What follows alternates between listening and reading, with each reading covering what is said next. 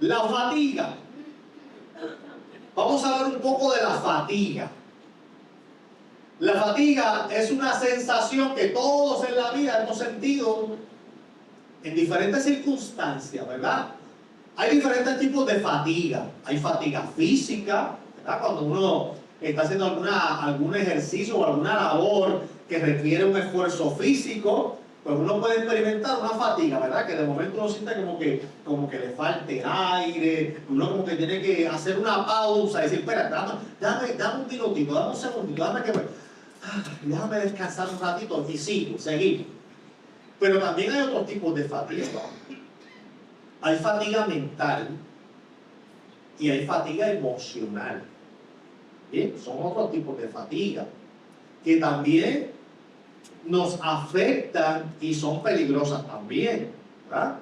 Porque si experimentamos una fatiga física y en vez de darnos el espacio de poder tomar ese aliento, ese segundo aire y poder descansar aunque sea unos minutitos, ¿verdad? Y recuperar esa fuerza, esa energía, pero en vez de hacer esa pausa en medio de la fatiga, te sigues esforzando y esforzando y esforzando sin hacer ninguna pausa, sintiendo la fatiga. ¿Qué puede pasar? Físicamente, varias cosas.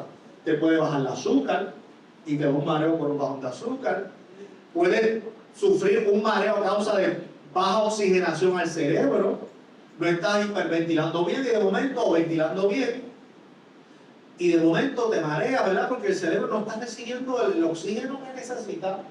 Y como el cerebro es el órgano del cuerpo que más energía consume, el cerebro es el órgano del cuerpo que más azúcar consume. La obtiene de la sangre, y obtiene de la sangre también el oxígeno. Así que si no hacemos esa pausa, pues nos puede bajar el azúcar, nos podemos marear. O si usted tiene alguna condición cardíaca, pues mire, el corazón al estar trabajando en exceso, pues puede pasar un sustito. Puede pasar un sustito. Que de momento sientas esa taquicardia y como que no puedes respirar y se te va todo el blanco y ay Dios mío, aquí me fui yo con los panchos, me fui yo con San Pedro, espérame que voy por ahí. Así que hay que tener, ¿verdad? Hay que tener cuidado con eso, con las fatigas, pero también con esas fatigas mentales y físicas. Fatigas mentales nos pasa mucho. Lo que pasa es que no lo reconocemos como una fatiga mental. ¿Cuántos de ustedes salen del supermercado y no encuentran el carro? Y a rayo, ¿y dónde está el carro? ¿Dónde yo dejé la guagua? Y comienzan a mirar así por encima y está el parking lleno. Están saliendo de Sam, de Costco, de Walmart y miran y está ese parking fletado de carro. Y tú dices, a rayo, mi guagua es roja. Y ves 20 bombas rojas.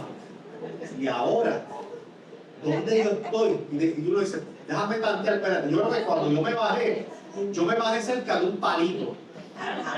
O había un poste cerca. Déjame buscar, a ver dónde veo el palito, dónde veo el poste. O había unos carritos de compra, pero el problema es que los carritos de compra se los llevan. Y ahora no está el carrito, ni veo el carrito de compra, ni veo la guagua, no veo el carro. ¿Verdad que eso nos pasa? Seguro. Y las llaves, ¿dónde están las llaves? ¿Dónde están las llaves? ¿Y a cuánto les ha pasado que sacan el galón de agua, se echan agua y abren el gabinete y meten el galón de agua fría dentro del gabinete?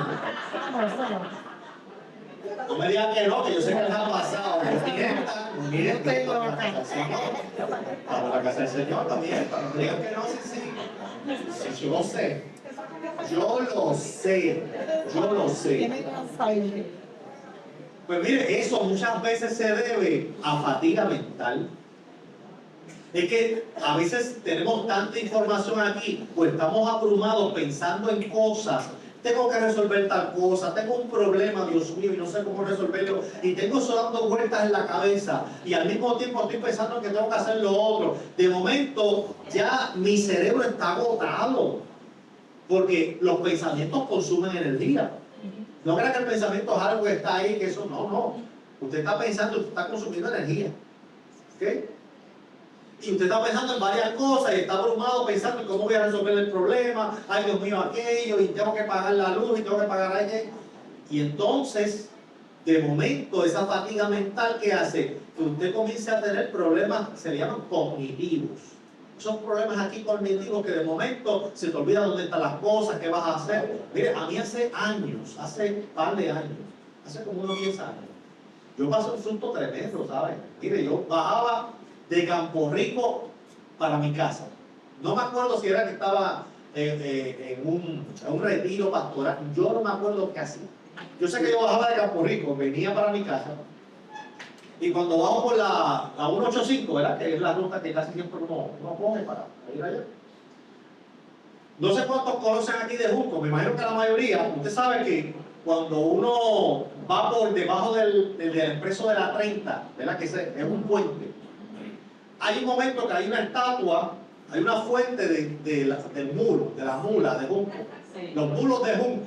Pero hay una estatua, tú conoces, Evelyn, tú eres de Junco, ustedes son de Junco, ustedes saben que esa fuente que está ahí, de la mula o el mulo de Junco. Pues yo venía de Canóvana y cuando estoy para pasar por debajo de ese puente, que más adelante está la mula, o el mulo, estoy en la luz, todavía no estoy viendo la fuente, estoy en la luz. Y estoy parado ahí para pasar por debajo del puente, voy para mi casa. Y de momento, cuando la luz está roja, que yo estoy esperando el cambio de luz, yo digo, ¿de dónde yo vengo? ¿Para dónde yo voy? Así, muy en blanco. Y dije, ¿dónde yo estoy? Yo no sabía ni dónde yo estaba, ni de dónde yo venía, y yo no sabía para dónde yo iba. Yo me quedé en blanco completamente. Y yo dije, ahora, ¿qué yo hago? Si yo no sé ni para dónde voy, yo no sé ni dónde vengo, yo no sé dónde yo estoy. Mire, yo no sabía dónde yo estaba.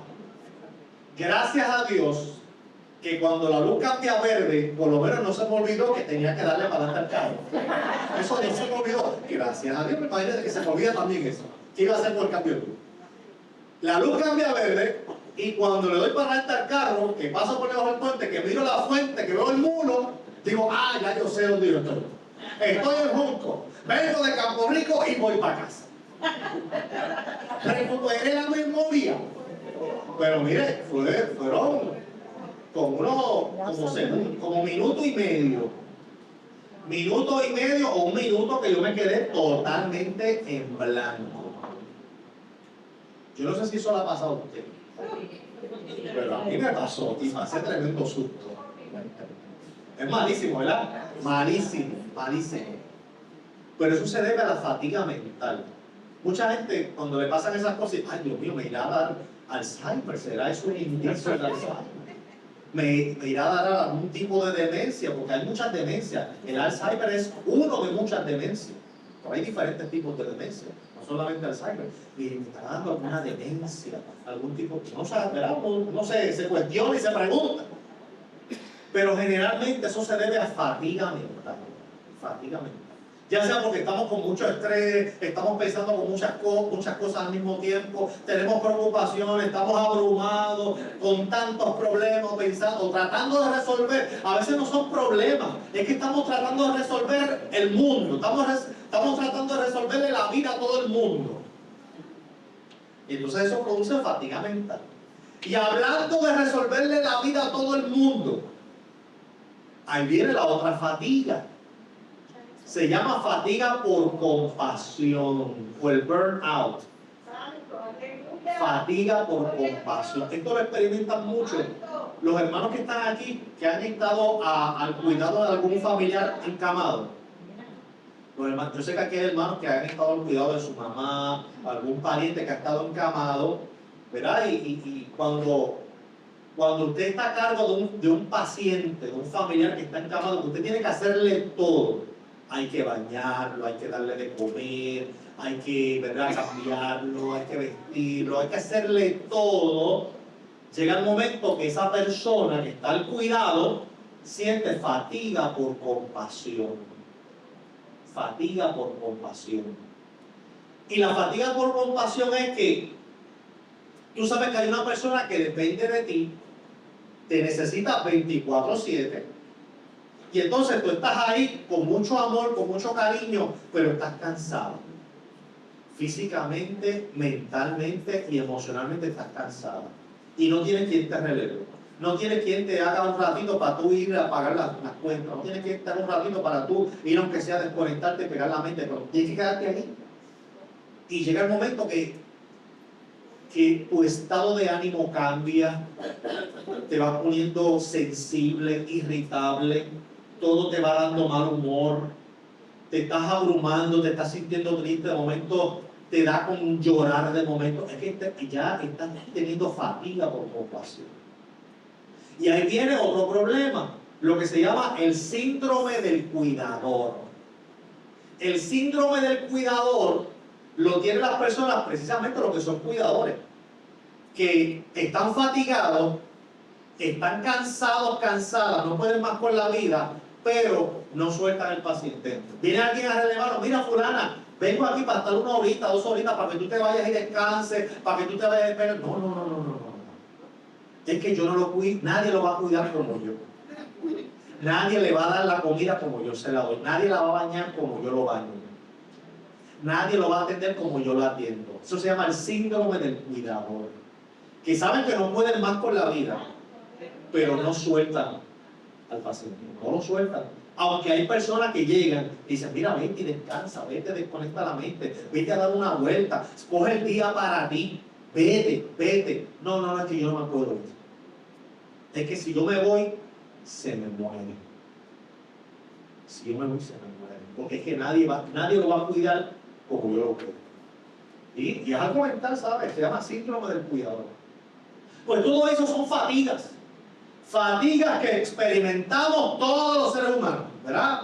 En diferentes circunstancias, a través de diferentes procesos de la vida y todo eso.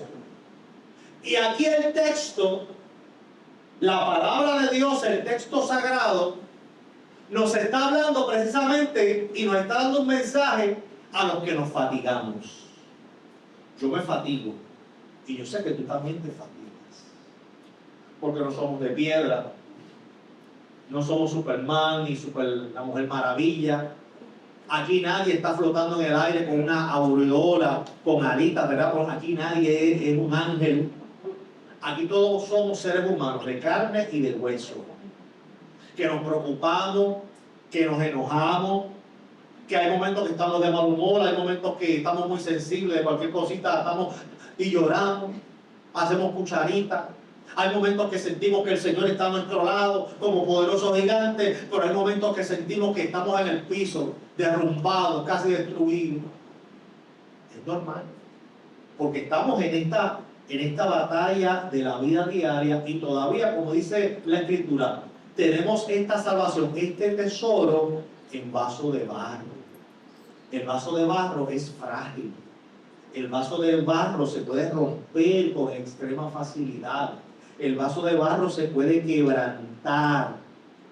Pero gloria al Señor que el profeta vio en una visión que de la misma forma que Israel está en las manos del alfarero, tú y yo también estamos en las manos continuas del alfarero. Que aunque nuestra vida sea de barro y nuestra consistencia sea frágil y vulnerable, pero si estamos todo el tiempo en las manos del alfarero, tan pronto yo me quiebre, ahí está el alfarero corrigiendo, dándome vuelta, sanándome, dándome esa estructura y dándome la forma.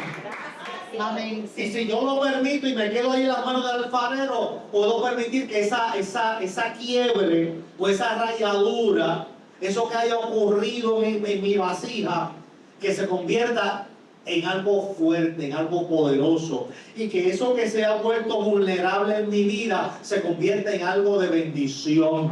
Porque tal vez eso que es vulnerable en tu vida es que te han dicho, mira, tú tienes una condición ahí que yo no sé, porque hay que hacerte muchos análisis y sabrá Dios, no te quiero asustar, pero probablemente te quedan 6 meses de vida. Pero no te quiero asustar. Pero te quedan 6 meses de vida. Y entonces en ese momento, pues, no vas a sentir gozo, no vas a sentir alegría, porque te digan, mira, no sé, pero hay algo ahí medio extraño, ahí en el hígado, los pulmones, o ahí en el seno hay un nódulo, hay algo extraño ahí y se ve sospechoso, así que hay que hacer una biopsia y no te quiero asustar, pero eso está creciendo. Y no te quiero asustar, pero eso está bien sospechoso. y se puede haber corrido para otras partes. Y no te quiero asustar, pero ve haciendo planes y ve averiguando con tu plan médico si te cubre la quimio, si te cubre la radio, pero no te quiero asustar.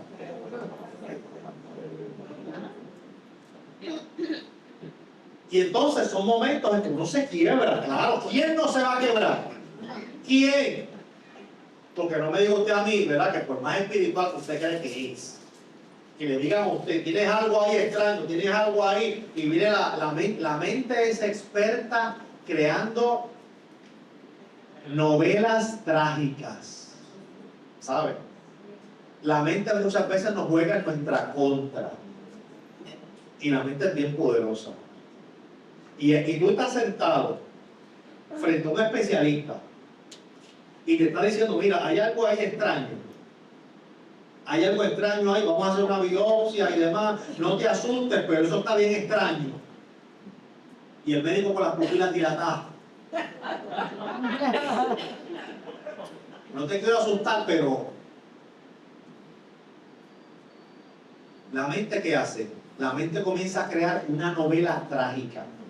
Y ya en tu mente, mientras el médico acaba de decirte eso, ya en tu mente, ya tú te ves postrado en una cama.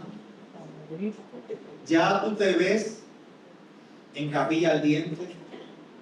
Ya tú ves a tu familia llorando frente al féretro tuyo. Sí, la mente crea esa novela. Ya tú ves toda esa novela trágica. Y comienzan a llegar los pensamientos, ay Dios mío, ¿y ahora qué voy a hacer? Y yo que debo la casa todavía. Y yo que debo aquello, y yo que debo lo otro. Y ahora, ¿qué vamos a hacer? Sí, la mente. ¿Quién me va a enterrar? ¿Dónde me van a enterrar? Yo no quiero que me cremen, yo quiero que me entierren y que haga un sepelio, que vaya todo el pueblo detrás cantando y llorando y todo eso. Yo no quiero que me cremen. Yo no quiero sentir ese calor después del muerto, después del muerto. Pero usted no va a sentir nada. Si el que se murió, se murió. Ahí lo que queda es el estuche.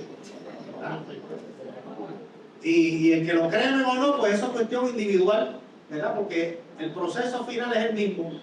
Al que lo entierran o sepultan, a los años eso que va a estar ahí se va a convertir en polvo. Y al que lo creman, pues es que adelantan el proceso y termina siendo ceniza y polvo. Termina siendo eso polvo. Es que adelantan el proceso, pero es lo mismo.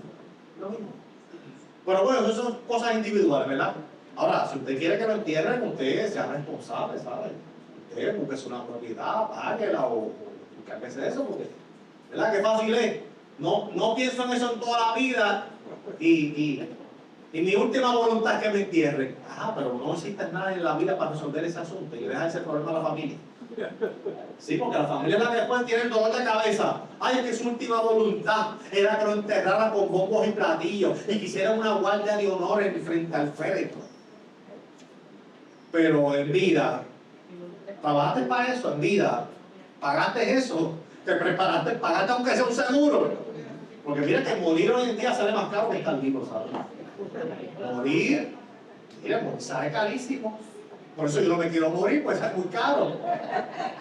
Si sale carísimo, mejor me quedo vivo, que vivo soy económico.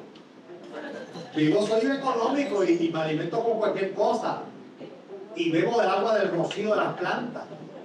Y me alimento con lo que sea. Me alimento con insectos y me alimento con lo que sea. Pero muerto sale uno caro. Así que, pero todas esas cosas producen una fatiga, una preocupación, un malestar. Entonces, esa palabra que el Señor nos está dando, porque los que confían en el Señor renovarán sus fuerzas. ¿A quién le está dando la palabra? A los que se fatigan, a los que están cansados, cansadas. Que muchos nos cansamos en la vida por tantas cosas, ¿verdad? Uno se cansa y dice, Dios mío, ¿hasta cuándo? Dios mío, no puedo más. ¿Saben que en la Escritura hay personajes en la Escritura que cayeron en depresión? Sí.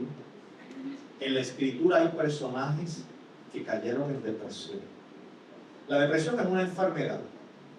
No la confunda con tristeza. Tristeza es una cosa, depresión es otra. Tristeza sentimos nosotros todos los días. Tristeza podemos sentir nosotros en cualquier momento. Tristeza siento yo cuando los hermanos no me invitan a su casa a beber café. Y me da tristeza, yo hago hasta cucharita. Cuando digo, oye, nadie me ha invitado hace tiempo a la casa a beber café, ni a conversar un ratito, ni nada, y me da tristeza, ya hago cucharita. Pero no se preocupa que se me va. No me dura mucho, se me va. Pero me da tristeza. Tristeza usted puede sentir en cualquier momento. Pero depresión, eso es una enfermedad que incluye tristeza, pero también incluye sentimientos de soledad, incluye la química del cerebro cambia completamente. Y se ha demostrado científicamente que cuando la persona está en depresión, la química del cerebro cambia tanto que la persona que está en depresión profunda comienza a percibir los colores diferentes. Ya el rojo no es el mismo rojo que era antes de la depresión. Ya el verde es otro verde. Los colores se alteran. ¿Por qué? Porque la química del cerebro se altera, cambia. Eso se ha comprobado científicamente. Y los pensamientos cambian. En la Biblia, ¿quién cayó en depresión en la Biblia? El profeta de fuego. Elías. El hombre que le decía al rey Israel, rey, aquí no va a llover más. Así dice Jehová, el cielo se cierra y aquí no cae una gota de lluvia. Y el rey decía, este tipo está loco. Y no llovía. Pasaban los años y no llovía. Hasta que el profeta de Dios decía, llueve. Móntate en el carro y acelera, que por ahí viene una nube pequeñita, está pequeñita, pero veo que está creciendo y se está acercando. Avanza y corre. Y ese profeta tenía una unción del Señor tan y tan extraordinaria que mucha gente no se percata de eso. Está el rey acá montado en su carro, un carro alado por caballo. Le pregunto, una persona, un ser humano, ¿puede correr más que un caballo? Un caballo puede correr aproximadamente entre 75 y 80 millas por hora, más o menos, un caballo, bastante rápido. Un ser humano lo más rápido que puede correr es 10, los que son élites.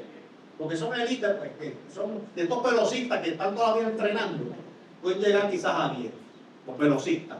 Pero un caballo entre 75 y 85. Y entonces, el rey Acab se monta en el carro cuando Elías le dice, arranca, que por ahí viene una nube, se está acercando, va a llover, porque así dijo Jehová. Y Acab se monta en el carro alado por caballo y le mete el acelerador al caballo. Y el caballo se levanta en dos patas y arranca. El caballo era turbo y arranca el caballo. La Biblia dice que Elías se ciñó y se apretó, se ajustó el borde de su ropaje. Acuérdense que en aquel momento no habían pantalones, eran las togas. Y se ajustó y se apretó y comenzó a correr. Y llegó primero que el rey en el carro. Llegó primero, le pasó por el lado. Aquel hombre, Elías tenía una velocidad, pero no era de él, era que el Espíritu del Señor estaba por él. Aquello parecía flash, que él pasó por el lado. Y ese mismo profeta, por mandato de Dios, hizo una convocatoria a todos los profetas de Baal y de Acera. Y le dice al rey, vamos a ver ahora si en Israel hay Dios o no hay Dios. ¿Y cuál es el Dios verdadero? Y le dice al rey, mira, vamos a convocar, vamos a hacer un duelo. Vamos a hacer un duelo. Un duelo de titanes, a ver cuál es el verdadero y cuál no.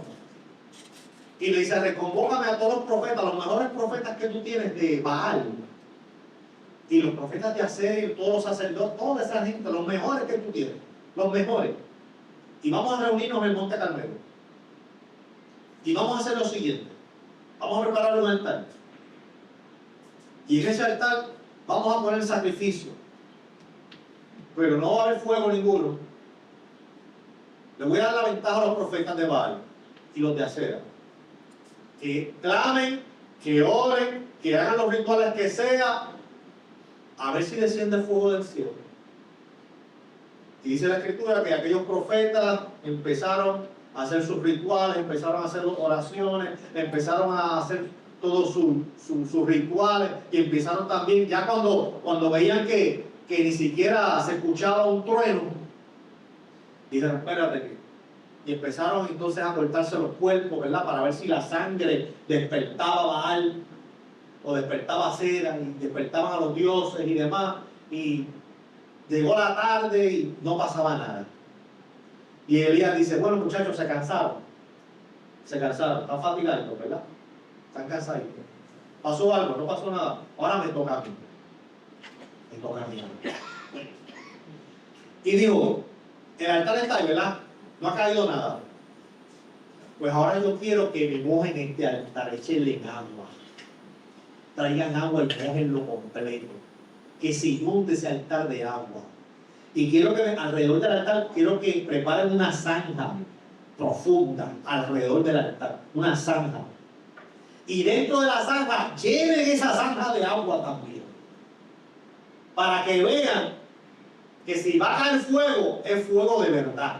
El altar estaba ensopado en agua, había una zanja de agua alrededor del altar, había un lago alrededor del altar. Y Elías comenzó a orar. Jehová, Dios de los ejércitos, para que sea notorio en este día que tú eres el único Dios y que en Israel hay Dios, y ese Dios eres tú. No hizo más que Elías terminar de orar, y del cielo descendió una columna de fuego que quemó el altar, quemó el sacrificio, y el fuego secó la zanja de agua que había alrededor de él. Profeta del fuego. Y Elías, lleno del poder de Dios, le echó mano a aquellos profetas, los de Baal, los de Acera. Había ocurrido una manifestación gloriosa de parte de Dios en aquel momento. Pero vino la esposa del rey Acab, que se llamaba Doña Jezabel. Una doñita tremenda, ¿sabes? Aquella doñita se las traía.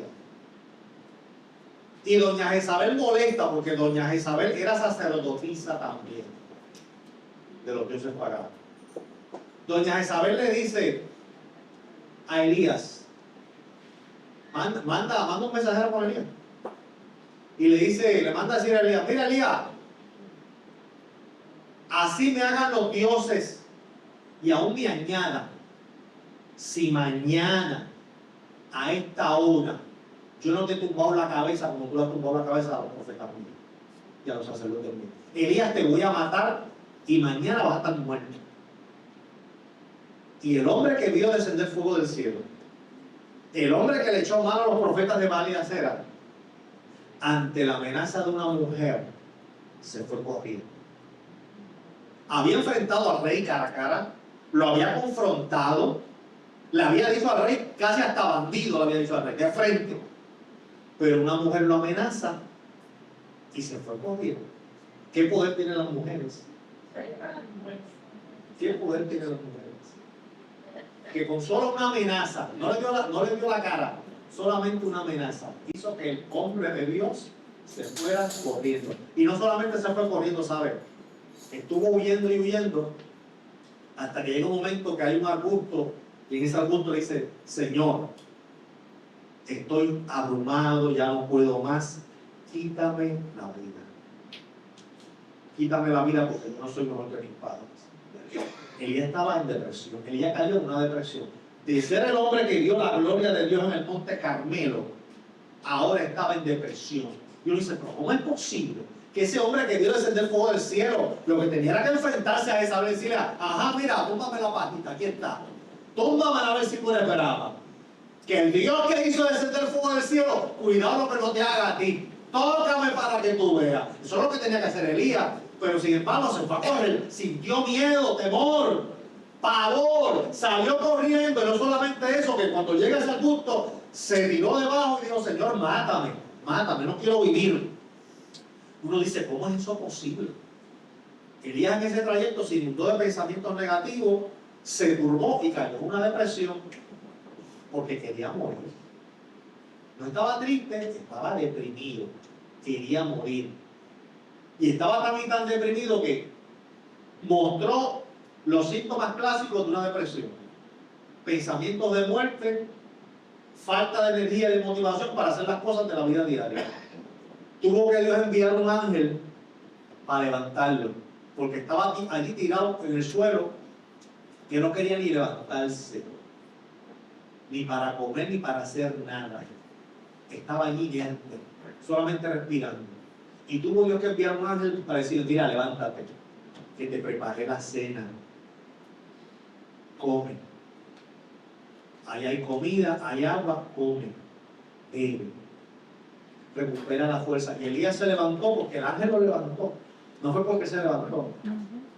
Fue porque el ángel lo tocó. Dijo, mira, le hice la comida. Qué bueno, ¿verdad? Cuando el Señor le envía un ángel que nos prepare la comida, nos prepare el desayuno. Como yo solo preparo a mi esposa todo el mundo.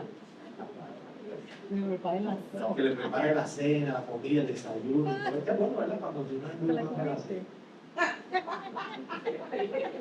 Marcelo, tú me cocinas a Sofi, ¿verdad? Sí. Ah, Sofi. No se puede quejar. Sofi, pero mírame, Sofi. Y también le doy un sobito en los pies. Ah, bien. Ah, muy bien. Hay que hacerlo, hay que hacerlo. Hay que hacerlo, invítenme a mí. Invítenme a mí. Invítenme a mí, yo hago todas esas cositas. Yo hago todas esas cosas. Y cuando le digo a mi esposa, Angelita fue de capela y a mi derechita, temblando, mira, gracias a Dios, esa es un milagro. Y Elías se levanta, come, bebe, pero se acuesta a dormir de nuevo porque todavía no tenía la fuerza necesaria. Y el Señor lo dejó descansar un ratito más. Y después envía al ángel de nuevo, mire. Envía al ángel de nuevo, vuelve, fulano, vuelve. ¿Qué le hiciste ahorita? Churrasco, ahora prepárale una langostita. Que necesita esa proteína. Una sopita de pollo. Y ahí apareció el ángel, le preparó. Yo no sé qué le preparó, pero algo le preparó. Bueno, porque era para la energía. Y volvió y el ángel levantó a Elías y Elías comió, cogió más fuerza y siguió caminando. Y siguió caminando y se refugió en una cueva. Que había comido, había tenido más fuerza física, pero que estaba buscando refugio. Porque aunque físicamente se sentía fuerte, pero emocionalmente todavía estaba frágil. Todavía, imagínense, estaba en depresión ese hombre. Estaba en depresión. Y Dios fue preparándolo. Dios fue llevándolo hasta que llegó a aquella cueva. Una montaña. Y en aquella cueva pasó la noche hasta que sintió la voz de Dios. Y cuando se asoma a la entrada de la cueva, vio un viento, escuchó un terremoto, sintió un terremoto, vio un fuego avasallador, vio unas manifestaciones de la naturaleza terribles que cualquiera pensaría, no, ahí viene Dios. Pero la Escritura dice que ni estaba en el viento, ni estaba en el terremoto, ni nada de eso. Fue hasta que sintió un silbo apacible, una quietud, una paz. Y en esa quietud, en ese silbo apacible, ahí estaba Dios. Porque muchas veces nosotros buscamos a Dios en la manifestación gloriosa, en el estruendo, en el fuego descendiendo del cielo, pero Dios está ahí a nuestro lado en el silbo apacible diciendo, tranquila, te sientes solo, te sientes sola, pero yo nunca me he ido de tu lado, siempre he estado ahí contigo a tu lado, no te he dejado, si yo te lo prometí que iba a estar contigo todos los días al fin. El que tú no sientas al Señor en momentos de la vida no significa que Dios te dejó, porque la salvación no depende de mis emociones. Si la salvación dependiera de nuestras emociones, bendito, nos perdemos. Nos perdemos. La salvación no depende de si te sientes triste o te sientes gozoso. La salvación es por fe. Y ya Dios dijo que Él va a estar contigo. Ya Dios dijo que su Espíritu Santo está dentro de ti. Ya Dios dijo que Él te cuida, que Él te mira. Ya Dios dijo que Él te cuida como la niña de sus ojos. Ya Dios dijo que aunque andes por valle de sombra de muerte, no vas a temer porque Él está contigo. Ya Él lo dijo. Y como Él lo dijo, Él no miente. Pues hay que creerle. Esto es por fe. Amén. Esto es por fe. Que hay momentos que sentimos la salvación. Claro que es el momento que sentimos esa salvación, nos sentimos en victoria, nos sentimos como gigantes. Pero no siempre te vas a sentir así. No siempre. Hay momentos en la vida que te vas a sentir destruida. Hay momentos en la vida que te vas a sentir vulnerable. Hay momentos en la vida que te vas a sentir fatigada, que no puedes más. Pero también ahí en la fatiga, el Señor está contigo. Esperando que nosotros estemos listos para recibir el milagro que tiene para nosotros. ¿En qué momento fue que Dios divide el Mar Rojo? Cuando el pueblo de Israel estaba contra la espada y la pared. De espalda venía el faraón con su ejército, que era el ejército más poderoso del mundo en aquel momento, porque Egipto era el hegemón del mundo. Egipto, para el tiempo de Moisés, Egipto era el equivalente de Estados Unidos al día de hoy. Eso era Egipto. El equivalente a lo que es Estados Unidos al día de hoy. Que Estados Unidos, dice Donald Trump, voy para allá, abre la puerta, y si no la abre, la abro yo. Y le envía 2 o 3 aviones de esos cazas, y allá le envían 2 o 3 misiles, y abre la puerta porque abre la puerta. Es el hegemón del mundo, es el que controla el mundo a nivel militar, a nivel de poder. Pues en la época de Moisés, eso era Egipto. Era la nación más poderosa a nivel militar, a nivel filosófico, a nivel económico. Era la nación más poderosa del mundo en aquel momento. O sea que si venía el ejército de Faraón, allí lo que venía eran tanques de guerra, eran aviones, eran misiles, el equivalente a eso, ¿sabes? Era el ejército más preparado. Y el pueblo de Israel, cerca de 3 millones de personas, allá en el desierto, con ancianos, mujeres, niños, enfermos, animales, allí esperando, sin armas, sin preparación en la guerra ninguna, esperando que viniera el ejército de Faraón a destruirlos, o se tiraban al mar a morir ahogados. Ese era el escenario del pueblo de Israel. Pero en ese escenario que estaban contra la espada y la pared, en ese escenario donde lo que había era temor, miedo, ansiedad, frustración, Señor, aquí se acabó nuestra historia como nación, hasta aquí llegó nuestra familia, hasta aquí llegué yo, hasta aquí llegamos, Señor, no tenemos escapatoria, o nos enfrentamos para morir por la espada del faraón, o nos tiramos a morir ahogados en el Mar Rojo. Es en esa escena que Dios dice, Moisés, levanta la vara y divide el Mar Rojo, porque ustedes van a atravesar el Mar Rojo caminando. ¿Qué te quiero decir, amado? Que ese es el momento más difícil de tu vida, que Dios va a abrir el Mar Rojo. Ese es el momento más difícil de tu vida, que Dios se va a glorificar. Ese es el momento más apremiante de tu vida, que Dios va a decir, tranquilo, tranquila, que yo divido el Mar Rojo. Y no solamente lo divide, la Biblia dice que el pueblo de Israel pasó sobre tierra seca, sus pies no se hundieron en el fango, sus pies no se estancaron, sino que Dios divide el Mar Rojo y dejó aquel terreno sequecito, En el nombre de para que el pueblo de Israel no pisara en fango, pisara en seco, y cruzó al otro lado. Y en los momentos de fatiga nos sentimos abrumados. El estar abrumado es ese sentimiento donde estamos tan y tan cargados emocionalmente que lo que deseamos es escapar, salir. Otro personaje que pasó depresión, ¿sabe quién fue? El rey David. El hombre que la Biblia lo llama conforme al corazón de Dios.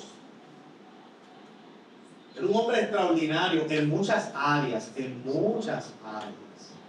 pero en otras áreas había que tener cuidado, porque si tú eras amigo de David y tu esposa era bonita, cuidado, Tenías que tener en cuenta.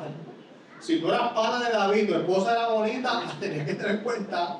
Mira lo que le pasó a Urías. Mira lo que pasó a Urías. Así que el rey David era extraordinario en muchas cosas, pero en otras había que sacar el cuerpo, ¿sabes? Había que tener cuidado. Y sin embargo, a pesar de todas esas debilidades que tenía el rey David, la Biblia dice que era un hombre conforme al corazón de Dios. Mire, ¿cómo uno puede entender eso? ¿Cómo uno puede entender que un hombre que fue sanguinario? Era sanguinario porque Dios no le permitió construir el templo. Dijo, no, David, tú has derramado mucha sangre. Tú has sido guerrero, tú has sido un mercenario, tú has derramado demasiada mucha sangre. Tú no lo vas a construir, va a ser tu hijo. David era sanguinario, David era vengativo. David tenía muchas cositas que... Pero ¿cómo uno puede entender que un hombre que no era 100% bueno, que tenía algunos atributos, pero al mismo tiempo tenía muchos defectos? ¿Cómo la Biblia dice que ese hombre era conforme al corazón de Dios? ¿Cómo? Mujeriego, mal padre. Porque si hubo un mal padre en la Biblia, si David no está entre el peor padre de la Biblia, está entre por ahí, entre Jacob y él, están pidiéndose el número 1 de malos padres. Porque mire que David fue un padre desastroso, la familia más desastrosa, una de las familias más desastrosas en la Biblia, aparte de la de Jacob, fue la de David. La de David. Donde en esa familia hubo incesto, hubo matanzas entre hermanos, venganza. El hijo trató de matar al propio David y quedarse con su trono, Absalón. O sea, eso fue una historia familiar horrible, terrible. Pero era el hombre conforme al corazón de Dios. Mire qué cosa. ¿Cómo uno puede entender eso?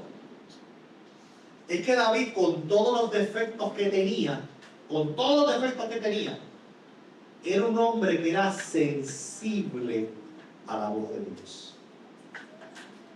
Era sensible a la voluntad de Dios. Y cuando cometía los pecados que cometía, y cuando cometía los errores, y Dios lo llamaba a capítulo, su corazón se derretía. Y no podía resistir la palabra de Dios. Se derretía, temblaba como una gelatina cuando Dios le hablaba. Así que en el corazón de él no había soberbia. No había soberbia. ¿Que tenía muchos defectos? Sí, los tenía. Pero era sensible a la voz de Dios. Por eso la Biblia lo llama un hombre conforme al corazón de Dios. Mira lo que Dios está buscando en nosotros, esa sensibilidad. Que nosotros podamos darnos cuenta cuando Dios nos está hablando. Que podamos darnos cuenta de cuál es la voluntad perfecta de Dios en nuestra vida. Que podamos darnos cuenta por qué dirección nos está llevando el Espíritu Santo de Dios. Que podamos darnos cuenta que la decisión que estoy tomando, la estoy tomando yo y no la está tomando el Espíritu Santo en mi vida. No estoy permitiendo que Dios me guíe, que Dios me dirija. Que no le estoy permitiendo, no le estoy dando el espacio al Señor para que Él me encamine a cumplir su perfecta voluntad en mi vida. Procuremos nosotros tener esa sensibilidad. Y entonces, los que confían en el Señor encontrarán nuevas fuerzas. Ahí, esa palabra que dice los que confían, en otras traducciones dice los que esperan. Por ejemplo, en la traducción Reina Valera del 60 dice los que esperan en Jehová. Aquí en la Nueva Versión Internacional dice los que confían. Pero ya sea la palabra los que esperan o los que confían, sale de una palabra hebrea.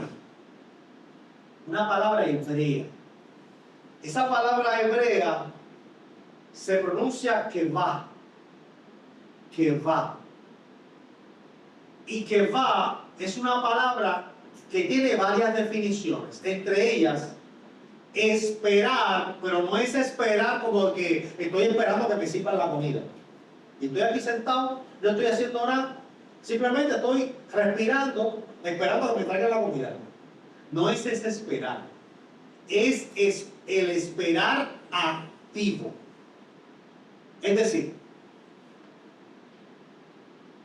si yo te doy una cuerda y te digo, toma el extremo de esta cuerda. Ok, ¿la tienes? Sí. Ok, voy a agarrar el otro extremo. Y te digo, ahora tienes que empezar a alar. Porque yo te voy a alar. Si tú no alas, yo te puedo tumbar. Así que tú tienes que comenzar a alar con toda tu fuerza. Porque yo voy a empezar a alar con toda mi fuerza. ¿Por qué tú tienes que hacer? Comenzar a alar. ¿Verdad? Porque si no, yo te voy a tumbar. ¿Qué tú estás haciendo? Haciendo una fuerza ¿para qué? Para evitar que te caigas. Tú estás haciendo una fuerza ¿para qué? Para resistir. Kevar significa resistir.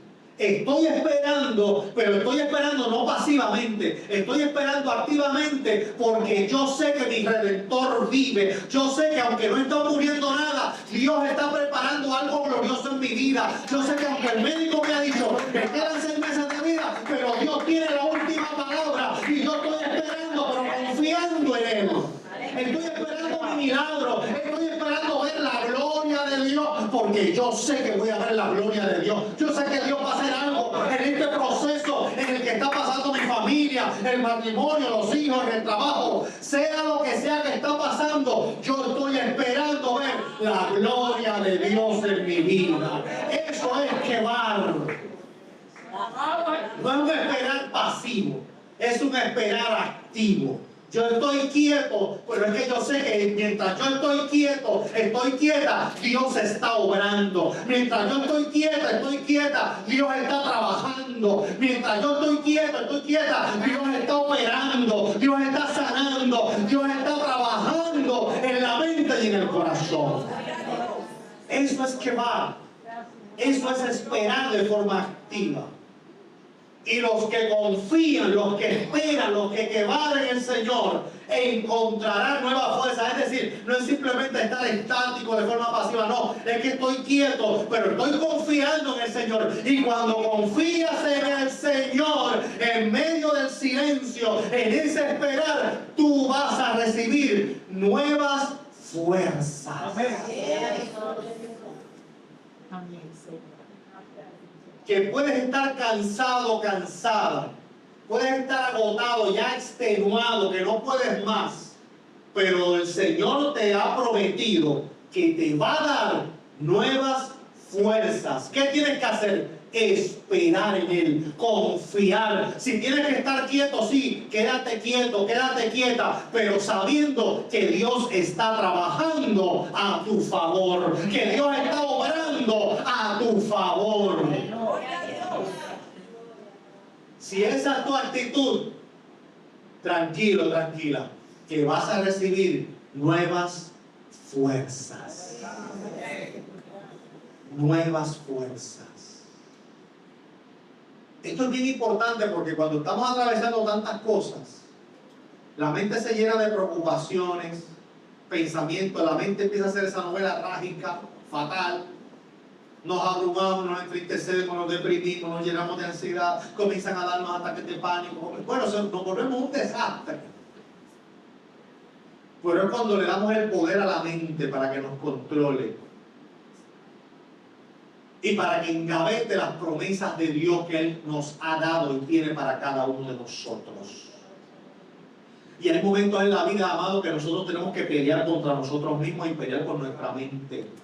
Y cada vez que venga un pensamiento negativo, que ese pensamiento o ese dardo, a veces son pensamientos que son de nuestra propia naturaleza caída, pero a veces son dardos que vienen de las tinieblas, y a veces esos dardos te dicen, ¿qué pasó? ¿Qué le pasó a tu Dios? A Dios, mira, tu Dios se olvidó de ti. A Dios, pero tú no vas todos los días a la iglesia. A Dios, pero tú no oras todos los días. A Dios, pero tú no lees la Biblia. Pero tú no cantas en la iglesia. Pero tú no predicas. Pero tú no repartes tratados. Pero tú no dices que tú eres una hija de Dios. ¿Dónde está tu Dios?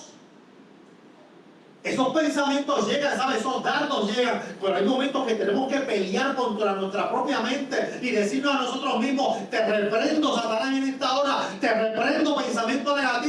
porque yo sé en quién yo he confiado. Mi Dios está conmigo. No importa lo que yo sienta, no importa lo que yo suceda. El Dios que yo le sirvo es tan y tan grande que está por encima de los problemas, está por encima de las enfermedades, está por encima de la escasez, está por encima de la crisis, está por encima de todo el universo. Y ese es el Dios que está conmigo y yo le creo a Él. Yo le he creído y le sigo creyendo a Él. No importa lo que pase, no importa lo que suceda, mi vida le pertenece a Él.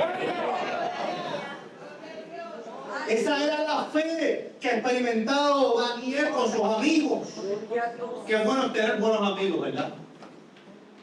La Biblia dice que las malas amistades corrompen las buenas costumbres. Es que uno tiene que aprender a ser selectivo en la vida con las amistades. Hay un refrán de nuestro país, ¿verdad? Que dice al que el buen árbol se arrima, se lo lleva la corriente. Buena sombra le Al que el cobija. buen árbol se arrima, buena sombra la cobija. ¿Verdad? Y es una realidad. Esos refranes tienen muchas veces bases bíblicas. Una realidad. Son principios bíblicos muchas veces. Y Daniel tenía buenos amigos. Y los amigos de Daniel tenían un buen amigo que era Daniel. Y ante el problema, o uno de los problemas más críticos de la vida, donde por envidia de Daniel y porque querían lastimarlo, hacerle daño a Daniel, hicieron un edicto para entramparlo a él y a sus amigos, y hacen que el rey declare, proclame un día de adoración a él. Y allá llegó el día, tenían la estatua preparada y todo listo, una estatua grande, que tenía una sección que era cóncava. Es una palabra de domingo. Escríbala, cóncava. Aunque usted no sabe qué es cóncavo. No lo busque ahora, deja el celular apagado. Busca palabra de domingo, y domingo hay que usar palabras bonitas. Tiene una parte cóncava. Y ahí arrojaban la gente, y eso era un horno. Estaba hirviendo. Muchos teólogos dicen que probablemente era una estatua especial que tenía la forma del rey Nabucodonosor, preparada para eso. Otros dicen que era una especie de horno preparado simplemente para eso. Otros dicen que era algo como el dios Moloch,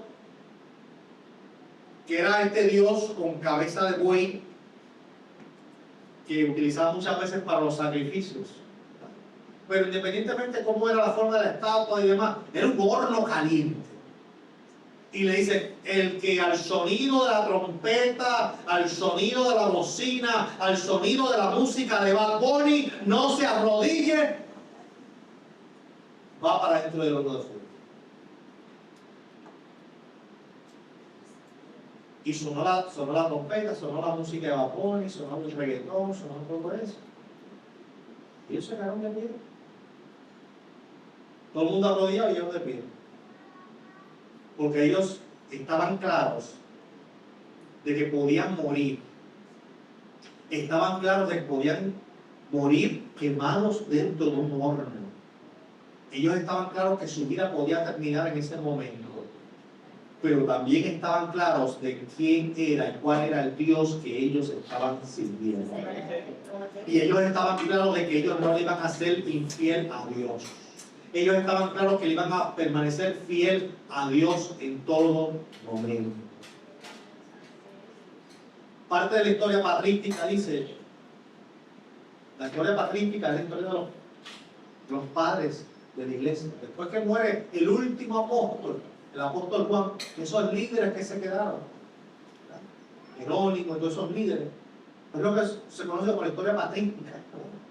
Lo que ellos escribieron, lo que sucedió, casi nunca en la iglesia se habla de la historia patrística de la iglesia, pero eso es parte de la historia de la iglesia, eso está ahí. Pues dentro de esa historia patrística se habla de Policarpo.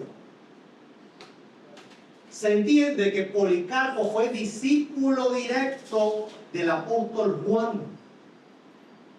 Policarpo era un pastor anciano, un obispo. 80 y que tenía Policarpo, 80 y algo, 20 y algo. Era un hombre bien anciano. Policarpo, un hombre bien anciano. Y el emperador estaban aniquilando a los cristianos, los estaban matando.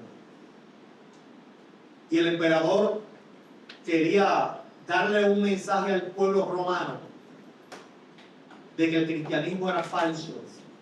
Y mandan a buscar a Policarpo. Policarpo era el hombre, en aquel momento, uno de los hombres más trascendentales, porque imagínense, discípulo directo del apóstol Juan, que fue el último apóstol que había muerto, y era el apóstol que se recostaba cerca del pecho de Jesús. Era el apóstol que escribe el evangelio teológico, donde los otros evangelios sinópticos se dedican a narrar acontecimientos de la vida de Jesús. Juan se va mucho más allá. Juan se va al principio, dice: en el principio era el verbo, y el verbo estaba con Dios, y el verbo era Dios, y ese mismo verbo caminó entre nosotros, caminamos con él, lo vimos, y ese verbo es Cristo. Juan la sacó del parque con su evangelio. Pues ese mismo Juan, pues Policarpo fue discípulo de él. Y cuando llegan los soldados romanos allá a casa de Policarpo, le dicen: Policarpo, estamos aquí. Me imagino que tú sabes por qué estamos aquí. Pero el emperador ha sido tan bueno que te está dando una oportunidad. El emperador lo único que te está pidiendo para perdonarte la vida y que no mueras quemado vivo. Quemado vivo. El emperador lo único que te está pidiendo es que tú, frente al Coliseo Romano, allá en el Coliseo Romano, que tú niegues a Dios, que tú niegues a Cristo, que tú niegues ese evangelio que tú predicas por tantos años, que tú niegues. Y Policarpo, ¿sabe qué dijo? Estaban los soldados romanos en la plaza. Policarpo dijo: muchachos, yo voy a ir con ustedes, pero denme una hora para orar. Una hora para orar. Si eso le pasa a ustedes, que llegan los sheriffs, llegan los alguaciles, llegan el FBI, levántate que estás arrestado por ser cristiano, ser cristiana. La mayoría caíamos en crisis: ay Dios mío, ¿por qué pasó? ¿Pero cómo va a ser? Policarpo, tranquilo, me voy a ir con ustedes, denme una hora para prepararme, denme una hora para orar. Dice la historia patrística que ellos se quedaron esperaron la hora, porque a Policarpo lo respetaba, era respetado. Esperaron una hora, Policarpo oró, se fue con los soldados, llega al Coliseo Romano. La hoguera estaba preparada para amarrarlo y encender fuego. El emperador allá le dice: Policarpo, te estoy dando una oportunidad. Lo único que tienes que hacer es negar a Cristo, aquí, ahora. Niega a Cristo y sales de aquí caminando y te vas para tu casa, a pasar el resto de tu vida. Y Policarpo, mirando al emperador, dice: 80 y tantos años le he servido a Cristo y Él nunca me ha fallado y siempre me ha hecho bien. ¿Cómo yo ahora voy a negar a mi Cristo? ¿Cómo yo ahora lo voy a negar? Hagan lo que tengan que hacer. Y pasó algo muy interesante. El hombre que estaba sentenciado a muerte para morir quemado, lo amarran, encienden el fuego. Pero hay narraciones históricas de esa historia patrística que dicen que cuando el fuego se encendió, el fuego se quedaba alrededor de él, pero el fuego no se acercaba. Y se quedaba alrededor de él, el fuego no se acercaba. Y que uno de los soldados romanos, por compasión, porque respetaban a Policarpo y no quería que muriera quemado, tiró la lanza para matarlo inmediatamente y que no sufriera el ser quemado. Policarpo murió no porque se quemó, murió porque un soldado por compasión le tiró la lanza para matarlo inmediatamente. Eso es fidelidad. Eso lo hace la gente que espera en Dios. Que en el momento más difícil Dios da la fortaleza. No importa lo que vaya a pasar, no importa lo que Dios haya determinado, el Señor nos va a dar la fuerza, nos va a dar la fortaleza y vamos a tener la paz de Cristo para enfrentar lo que sea. Tengamos que enfrentar los gigantes que sean, tengamos que enfrentar los ejércitos que sean, tengamos que enfrentar la enfermedad que sea, vamos a tener la paz y la fortaleza necesaria para enfrentar ese gigante. ¿Cuántos han visto hermanos en la fe que han estado, mire, en el lecho de muerte, y cuando uno va para allá a orar por ellos, a consolar, ellos son los que nos consuelan a nosotros?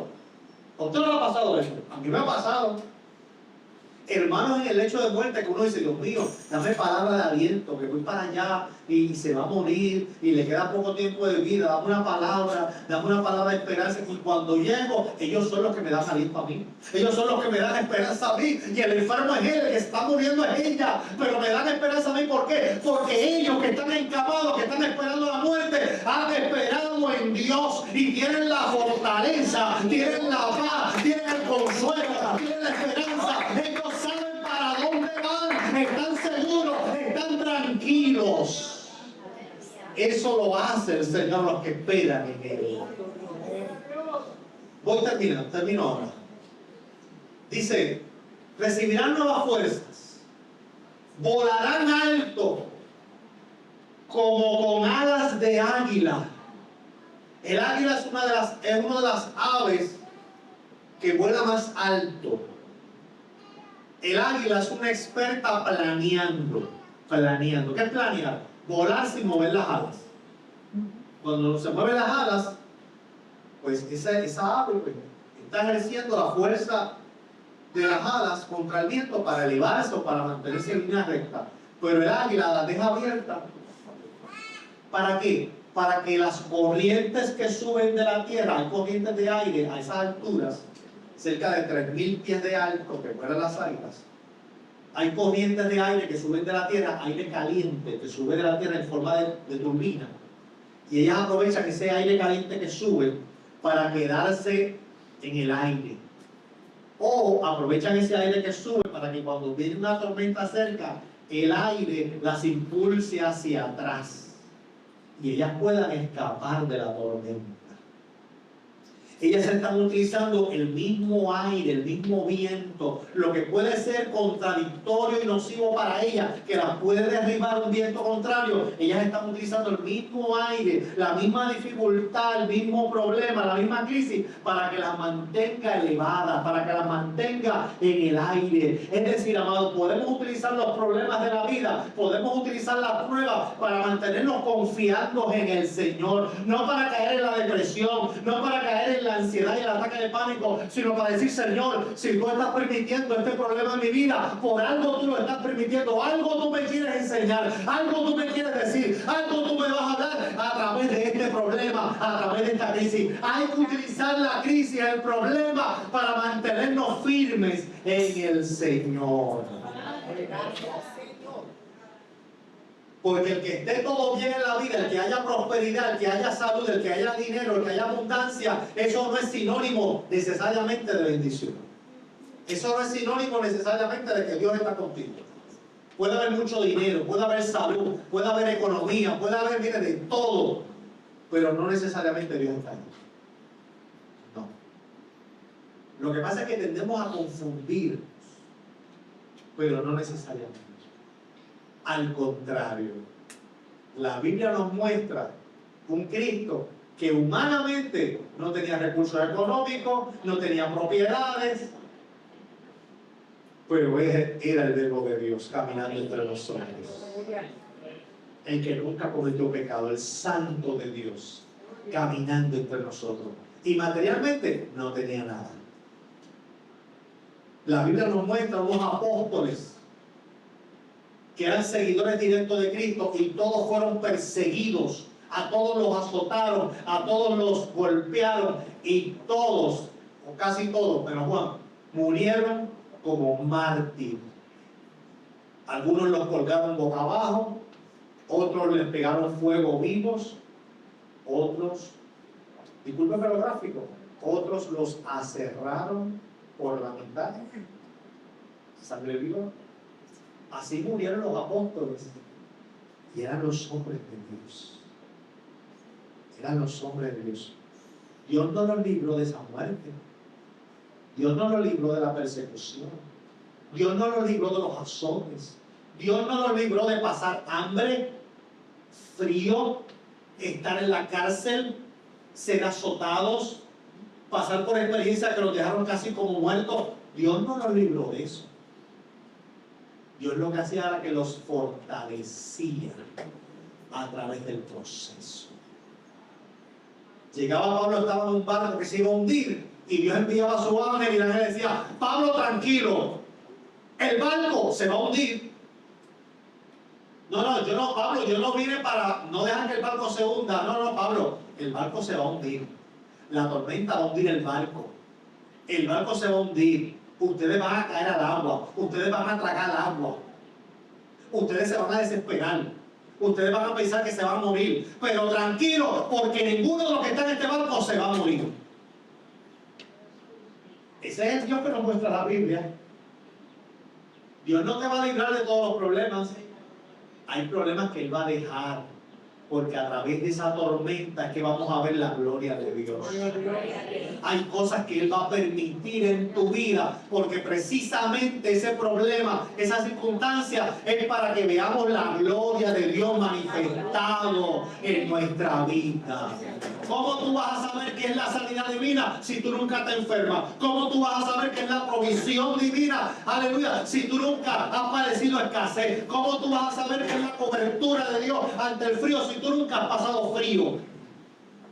¿Cómo tú vas a saber lo que es que el Señor te libre de la depresión si tú no has caído casi en una depresión? ¿Cómo tú vas a saber eso si tú no has pasado por ese proceso? Y el Señor permite muchas veces que pasemos por ese valle de sombra de muerte, que pasemos por ese lugar oscuro, para que podamos ser testigos de la gloria de Dios y decirle a otros: mira, tranquilo, tranquila, que yo pasé por eso, yo pasé por ese camino, yo pasé por esa adversidad, yo pasé por esa enfermedad, yo pasé por ese problema, yo pasé por ese tormento y mira la mano de Dios obrando en mi vida. Tranquila, que algo Dios va a hacer. Queremos ser testigos de Dios, pues Él va a permitir cosas en nosotros. Queremos ser discípulos de Cristo, pues Él va a permitir cosas en nuestra vida, para que crezcamos y veamos la gloria de Dios. ¿Cómo vamos a depender de Él? ¿Cómo vamos a depender de Él si todo es perfecto? Si nunca nos duele ni una uña, si nadie habla mal en tu contra, si nadie va en tu contra, si nadie te menosprecia, si nadie te discrimina, si nadie hace nada, ¿cómo vamos a ver la gloria de Dios? ¿Cómo vamos a crecer si todo es perfecto en nuestra vida? Al único árbol que se le tira piedra es al que tiene fruto. Es al único. Al único. El árbol que no tiene fruto o se deja tranquilo o se tumba. Pero cuando el árbol da fruto, a ese es el que se le tira piedra. ¿Por qué? Porque tiene fruto. Te están tirando piedra, gózate. Te están atacando, gózate. Te están llegando pensamientos negativos, confía en el Señor y di: gracias, Señor, porque mi vida está siendo asediada, mi vida está siendo apedreada. Es porque algo están viendo. Las tinieblas están viendo luz, aleluya, en mi vida, porque la luz de tu Hijo Jesucristo está transmitiéndose en mi vida. Te están haciendo la vida de cuadrito, gózate, porque están viendo algo que allá en las tinieblas les está molestando. Las tinieblas les molesta verte orar, a las tinieblas les molesta verte alumbrar a Cristo, a las tinieblas les molesta ver cómo tú estás creciendo espiritualmente y vas de gloria en gloria. A las tinieblas les molesta, aleluya, que tú en tus rodillas estás cubriendo a tus hijos, estás cubriendo a tu familia. A las tinieblas les molesta, aleluya, verte ir de gloria en gloria, y que el Señor te ha puesto en una roca que es más alta que tu monte de bienestar.